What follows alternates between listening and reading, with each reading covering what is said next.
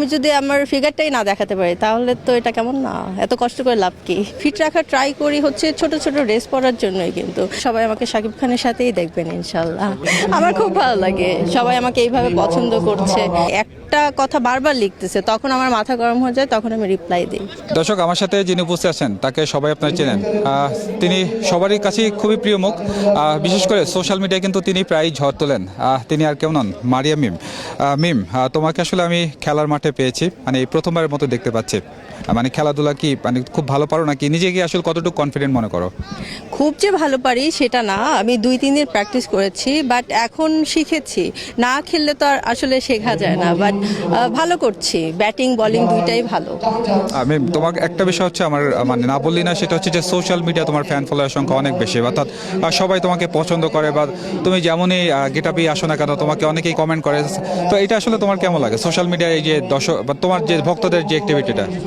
এটা তো আমার ভালো লাগে, বেশি বেশি আমাকে ফলো করবেন, লাইক করবেন, কমেন্টস করবেন, এই তো আমার খুব ভালো লাগে সবাই আমাকে এইভাবে পছন্দ করছে, এটা আসলে ভালো লাগারই বিষয়।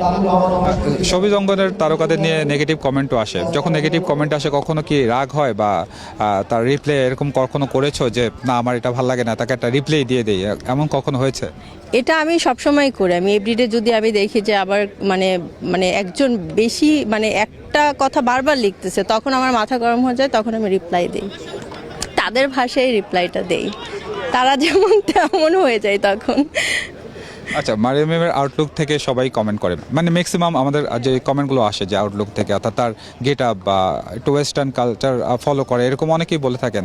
আসলে নিজে আসলে কতটুকু কনফিডেন্ট তুমি যখন কোনো ড্রেস আপ পরছো? আমাকে ওয়েস্টার্ন আর হচ্ছে শাড়িতে বেশি ভালো লাগে। সো আমি যখন ফিট থাকি না তখন একটু একটু লুজ প্যাটার্নের ড্রেস পরি, বাট যখন আমি নিজেকে মানে ফিট রাখা ট্রাই করি হচ্ছে ছোট ছোট ড্রেস পরার জন্যই, কিন্তু সো এখন আমি এত কষ্ট করে জিম করলাম, ওয়ার্কআউট করলাম, আমি কম খাই, আমি এত বেশিও খাই না সবার মতো। সো আমি যদি আমার ফিগারটাই না দেখাতে পারি তাহলে তো এটা কেমন না, এত কষ্ট করে লাভ কি। ছোট ছোট ড্রেস দেশে থাকতে পরা হয় না, দেশের বাইরে গেলে পরা হয়। হ্যাঁ, কারণ আমি এখানে তো শর্টস পরে আসতে পারবো না। সো দেশের বাইরে যখন যাই ওখানকার কালচারে ওখানে ড্রেস পরি, বাট এখানে তো যতটুক যেখানে যাই বা ওইটা মানে হিসেব করে যাই যে এখানে যাব, সো এই টাইপের ড্রেসই পরবো।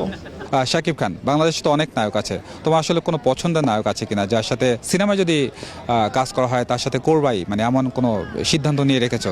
হ্যাঁ, আমি বাংলাদেশের শাকিব খানের সাথেই কাজ করতে চাই, সো সবাই আমাকে শাকিব খানের সাথেই দেখবেন ইনশাল্লাহ। আমাকে বেশি বেশি ফলো করবেন, লাইক করবেন, আর আমাকে ভালোবাসবেন। Thank you so much. আর আমাদের খেলা দেখবেন, জেবিকো কিংস হয়ে সাপোর্ট করবেন।